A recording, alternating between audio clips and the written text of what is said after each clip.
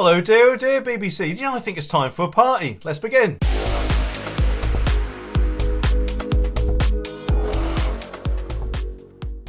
Now, I've often heard loads of people say that the BBC is a British institution and should never be sold off and things like that. Admittedly though, most of those people probably have actually worked for the BBC at some point or another. But what they never seem to understand is that for, I'm sure, the majority of us, they are just a few TV channels out of the hundreds out there, most of which are actually funded by ads. Now, if you cast your mind back a little while, I'm sure I remember hearing the similar things being said about Royal Mail before they were privatised. And I guess the same could also be said for British Telecom, you know, BT, as it's otherwise known, and of British Rail, and who knows, maybe even British Gas. Although I could actually think of a few other names for the latter. And it certainly looks like the government isn't finished there, because as the Sun is reporting, Channel 4, who many don't actually realise is publicly owned by the government, is being sold off by apparently 2024 for around £1 billion.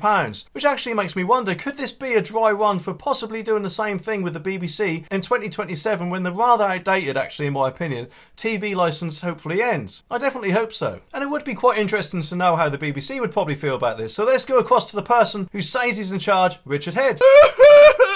Oh, mummy, I do not mean. Oh, sorry, technical difficulties. Bye.